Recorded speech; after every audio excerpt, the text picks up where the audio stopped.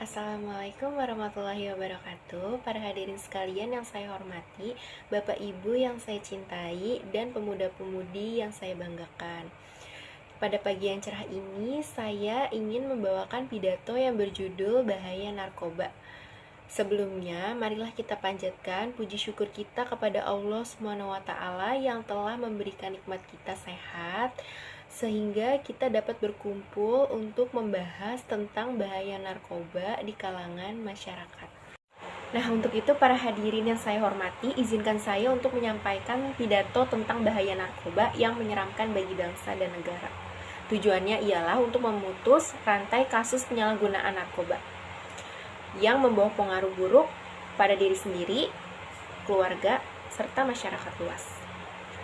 Pada tahun 2019, diperkirakan prevalensi pada penggunaan narkoba di Indonesia ada 1,80% atau 3,41 juta jiwa. Sementara itu, pada tahun 2020, ada 5,5% atau 275 orang yang menggunakan narkoba di Indonesia. Selain itu, narkoba juga memiliki manfaat yang tersendiri, seperti meredakan rasa nyeri, mengobati depresi, atau menjadi obat bius dalam bidang medis secara legal yang teruji keamanannya. Namun, dari sejumlah manfaat yang ditawarkan, jangan sesekali kita menyalahgunakan narkoba, karena ada alasan orang yang terlibat kasus narkoba diantaranya ingin menikmati rasa gembira, atau tampil lincah, menambah stamina, sekaligus mengusir rasa sedih dan malas. Untuk itu, efek narkoba itu hanya sementara. Itulah mengapa berpotensi adanya efek kecanduan. Tak hanya itu, penyalahgunaan konsumsi narkoba dapat menimbulkan bahaya lain seperti keseimbangan elektrolit atau mengakibatkan kejang-kejang, halusinasi, perilaku agresif, dan rasa sesak di dada. Selain itu, penggunaan narkoba dapat merusak syaraf, mengganggu pernafasan, ketidakpercayaan diri, serta merusak diri sendiri. Adapun informasi dari Badan Narkotika Nasional atau BNN dan Komisi Perlindungan Anak KPAI yang berjumlah 57% dan dapat dijabarkan pula 82,4% anak yang terjerat penyalahgunaan narkoba sebagai pemakai, sedangkan 47,1% berperan sebagai pengedar dan 31,4% sebagai kurir. Ditunjang juga dengan hasil survei Badan Narkotika Nasional. Selanjutnya, BNN menunjukkan rata-rata 50 orang meninggal setiap hari akibat narkoba. Artinya, sekitar 18.000 orang per tahun meninggal karena penyalahgunaan narkoba. Angka ini sudah cukup menjadikan bukti Indonesia sedang darurat narkoba. Para hadirin sekalian yang saya cintai, jika sudah begini, lantas bagaimana upaya yang perlu kita lakukan?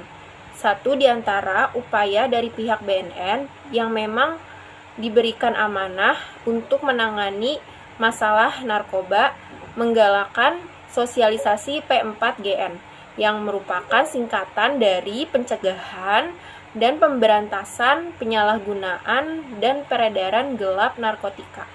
P4GN adalah sebuah program yang dicetuskan BNN dan menggandeng berbagai komponen masyarakat, dan pemerintah untuk terus-menerus meningkatkan kepedulian masyarakat dari resiko penyalahgunaan adiksi narkotika, psikotropika, dan zat adiktif lainnya.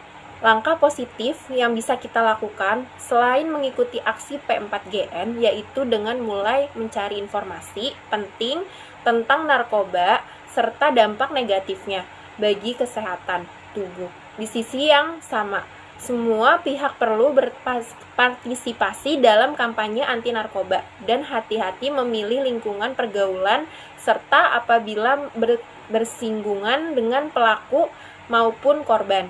Penyalahgunaan narkoba bila terjadi atau bertemu dengan hal yang demikian hendaknya ditangani dengan menerapkan aksi P4GN yang tepat, bukan justru melakukan aksi P4GN yaitu pilih kasih dan dan peredaran gelap narkotika.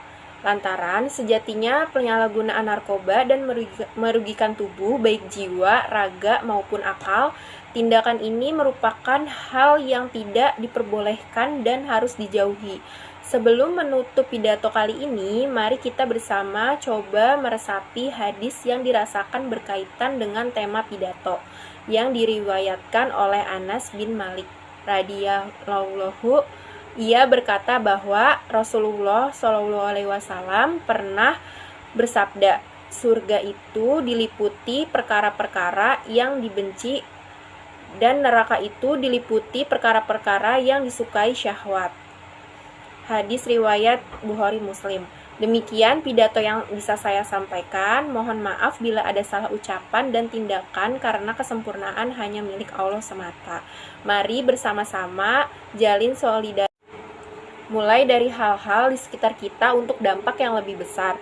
Jauhi narkoba, jangan sampai penyesalan tiba. Saya akhiri, wassalamualaikum warahmatullahi wabarakatuh.